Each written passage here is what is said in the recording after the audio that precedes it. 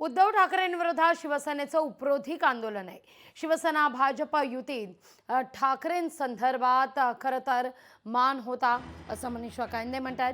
दिल्लीतल्या बैठकीत ठाकरे 6व्या रांगेत बसते असं देखील कायंदे यांनी म्हणत हिंदुत्व सोडल्यावर काय अवस्था झाली अशी टीका शीतल म्हात्रे यांनी केली आहे।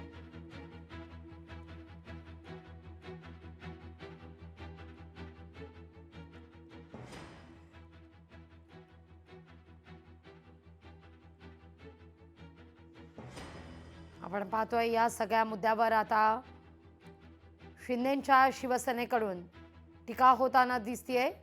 साहेब यांना माफ करा असे फलक हाती घेत बाळासाहेब ठाकरे यांच्या स्मृतीस्थळावर या ठिकाणी क्षमा मागण्याकरता शिंदेंच्या शिवसेनेचे नेते पदाधिकारी पोहोचले होते।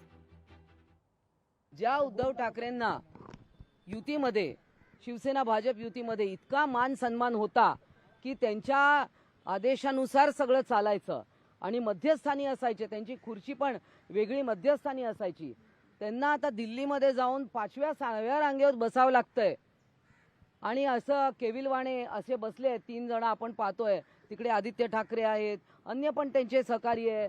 म्हणजे काय अवस्था झाली आहे।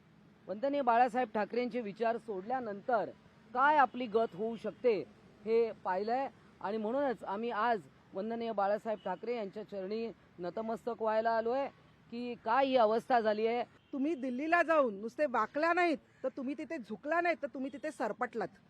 आज ज्या पद्धतीने 6व्या रांगेमध्ये तुम्हाला बसायला मिळालेलं आहे, खरं तर पुढच्या वेळेला ते 6वी रांग सुद्धा असणार नाहीये। हा खरं तर मी एवढंच सांगते, उद्धवजी तुम्ही शिवसैनिकांना काय उत्तर देणार आहात। जर आज हिंदू हृदय सम्राटांनी आम्हाला स्वाभिमान शिकवला, आम्हाला अभिमान शिकवला, आम्हाला हिंदुत्व शिकवला, हे सगळं तुम्ही सोडलेले आहेत। कुठे आहे तुमचा स्वाभिमान, कुठे आहे तुमचा अभिमान, कुठे आहे तुमचं हिंदुत्व। आज काय अवस्था झाली आहे बघा। तुम्ही संपूर्णपणे उभाटा ही सोनिया गांधी आणि राहुल गांधींच्या पायावर तुम्ही टाकलेली आहेत। जेव्हा तुम्ही हिंदुत्व सोडलं त्यानंतर तुमची काय अवस्था झालेली आहे तुम्ही बघा। काल रामदास कदमांनी जे वाक्य बोलले आहेत ना की उद्धव तुझ्या बापानी दिलं का, तो नाही अपमान वाटला तुम्हाला। रामदास कदम डायरेक्ट विचारताय उद्धवजींच्या बापानी दिलं, मग कोणी दिलं। आज तुम्ही त्याच बापाच्या इथे जाऊन माफी, कसली माफी मागताय, काय आहे।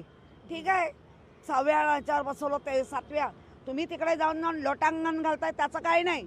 त्यामुळे हे सगळं नाटक ना महाराष्ट्र बघतोय आणि मनीषा कायंदेनी सुद्धा ज्या पद्धतीने शब्दप्रयोग वापरते तिथं उडती पंची आहे। जिथे मध, जिथे फायदा तिथे पंची, या पंचा बऱ्याच आहेत तिथे। लोकशाही मराठी ऐका, पहा, जागरूक रहा।